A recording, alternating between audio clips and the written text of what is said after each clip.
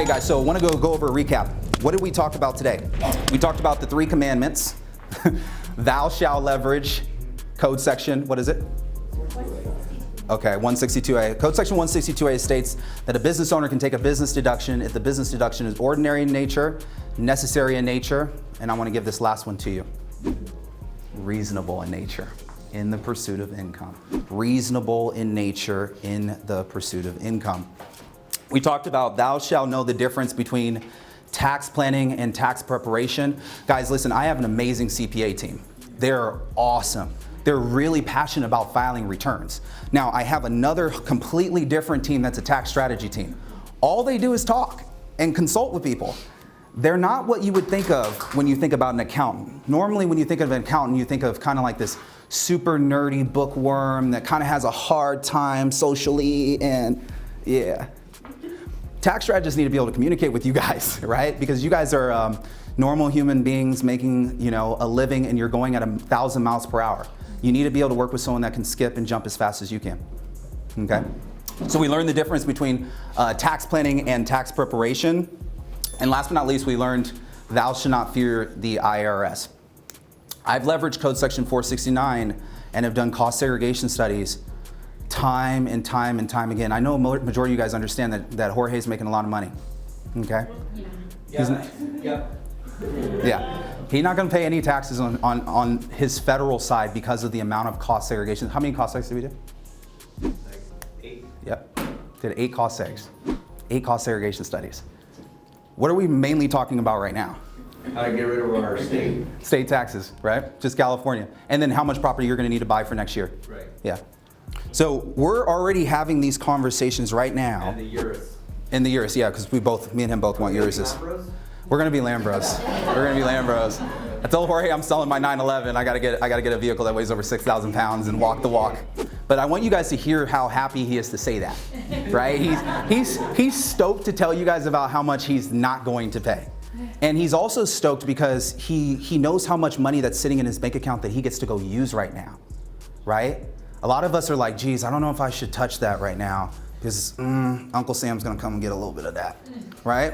Or you could be in this position right now in October being like, dude, all of the money that's sitting inside that Chase account, none of it's going anywhere but where I want it to go. And that to me is control. And if we're gonna be entrepreneurs, isn't being an entrepreneur about control, right? We chose to be entrepreneurs because of what? We get paid first, we get to spend money second, then we give Uncle Sam whatever's left over third, right? Right? So I want to have that entrepreneur mindset, and being a part of that entrepreneur mindset is kind of listening to some of the people you guys follow. Robert Kiyosaki, didn't he do that whole cash flow quadrant thing where he was trying to get you to go from the E side over into the I quadrant where you can become a professional investor? Yeah. This is the reason why. He just didn't tell you in the book. Mm-hmm. Here's the reason why. You become a professional investor so you can pay 0% in income taxes by accelerated depreciation. It's that simple. Okay? Questions? You did, you mentioned spend 100 hours on a short-term rental business for more than any other person. And more. Well, who am I being compared to? Who's the other people? That's a great question. So, Karlton, you said that I need to spend 100 hours and more than any other person in my real property trader business. Who are you normally paying when you're running your own real estate operation? Who are the people you pay outside of yourself? Contractors, laborers. But what are these people normally doing though? What are they doing for you? Ah, there you go, managing. So if you go hire a outside management company, aren't you kind of telling the IRS you're delegating your ability to manage your own investment property? Pretty much what it looks like. You signed it away, literally, because most management companies are going to send you over a contract saying, hey, I want 10% or I want 15%, 20%, what do they charge? 15, 20%. To manage your property. You've signed away what's called your material participation. I did say I was going to keep this as simple as I could, but now we're going complex. Material participation. Okay? So what I'm going to tell you is I don't care if you do have somebody helping you manage the property. You cannot sign away your management of the property. Don't do that. Because if I audit you and I saw that you had a contract with a property management company, I'm going to disqualify you and said you didn't materially participate in your real property trader business. You chose to hire a property manager. Now you're going to have to show me that you spent more time than the property manager and the cards are stacked against you. So Oh, what about a co-host? You can have a co-host. Or an in-house management team? Or in-house management team, yes. But if We learn here in the real estate. you can have an in-house management team, but when you're logging your time needs to be more than the person who is working for you. See what I'm saying? So now it's like, Karlton, how do they know how much time?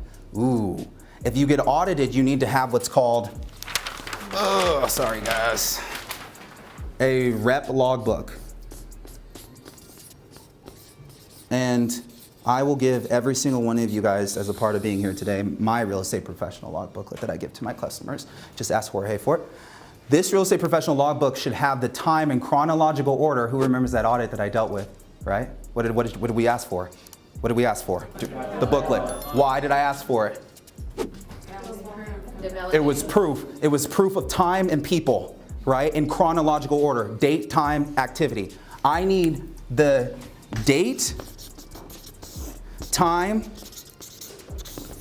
and activity of your real estate activities listed in order in your real estate professional log booklet. This is why we don't fear the IRS, is because we know this stuff. We know that this is exactly what they would look for.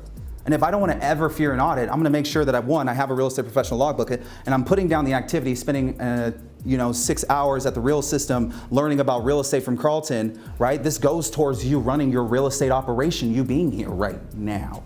You're being educated on how to run your own business, right? How about the time getting the listing? How about the time talking to the cleaners? How about the time staging the property, setting up the photos? How about the time picking out the furniture? How about the time looking on Best Buy? Oh my gosh, do I need a 45-inch plasma or a 55-inch, huh?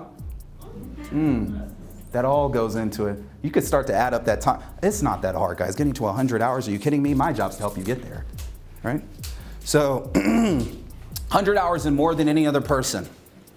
Then we can perform the cost segregation study, which means my team or some team that you hire is going to have an engineer that would come into a property like this and take photos of the entire property. Yes, we have to get your tenants out for that time being, it takes an hour.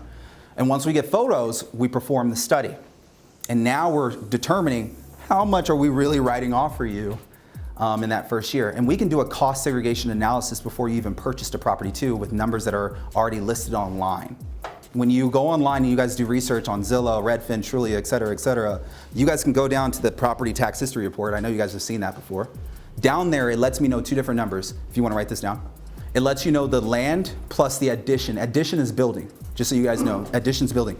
So what you need to do is you need to factor in, based on those numbers, what is the property value it's being listed at, and then now run that analysis to determine the percentage based on the land versus addition from the last property tax history report. Because when you go down there, it might say 1988 or 2001, but the property's selling for way more. So how do you factor that? You need to do that math, and that lets you know.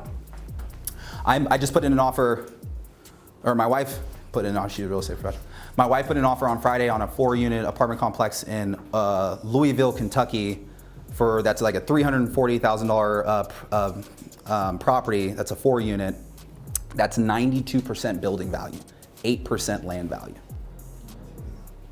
The fact that you guys know that, you guys are like, damn, like I saw that, oh, Karlton's gonna do a cost seg. You can see it now, like, okay, I wanna find properties that have the right building value, don't I? It's not just about the cash flow for me, because hold on, if I get really smart here with Karlton and what he's doing, can't I just go back to my W-2 employer and adjust my withholdings? And so I can just take home all my paycheck, since I know I'm gonna have these losses? So that means I have no taxes being withheld on any of my paychecks. Do you know how much faster I can do this whole real system thing if I had all of my money coming to me on my paychecks? Start to see the game here. Amen. Question. Can you do the same with ADUs?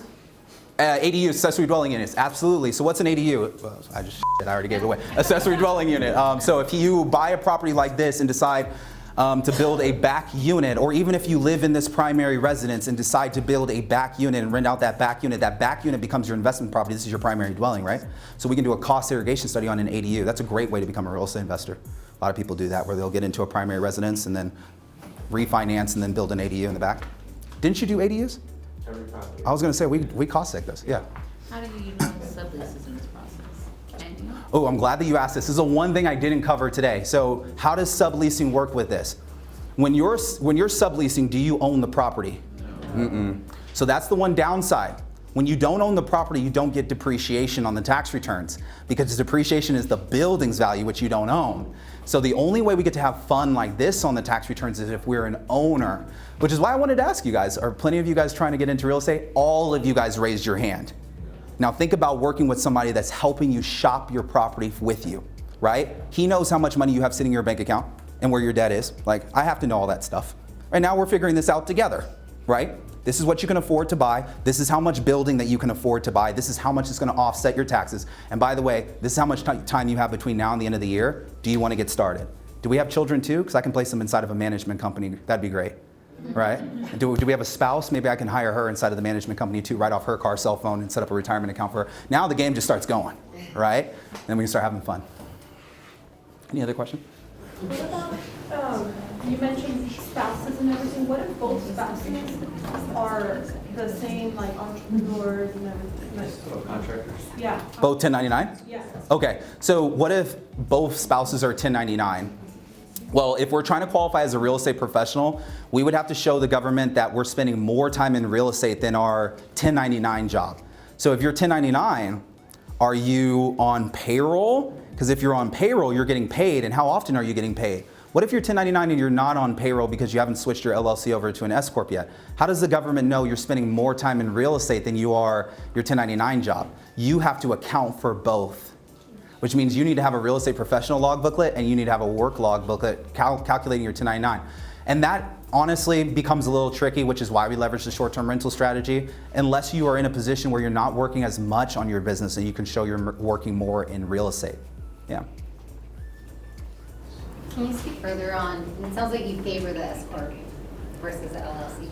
Yeah, I'm glad that you asked about that. I do favor the S-corp more than the LLC. I look at the LLC kind of like going out the side with a coat on when it's raining.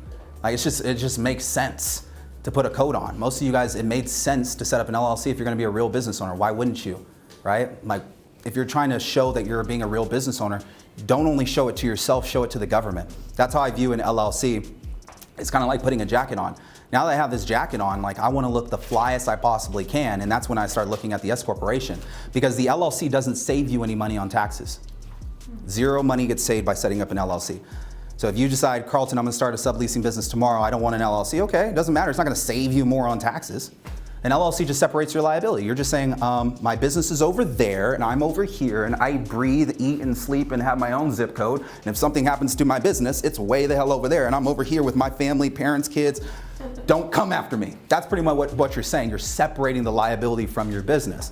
So your LLC, if anything were to happen inside of your LLC, then your LLC is liable, which means the money that's sitting inside your LLC, the debts that could be called, would be over here inside of your LLC, separate from your S-corp. The reason why I like the S corporation is because when you start to make money, you're gonna wanna start to pay yourself.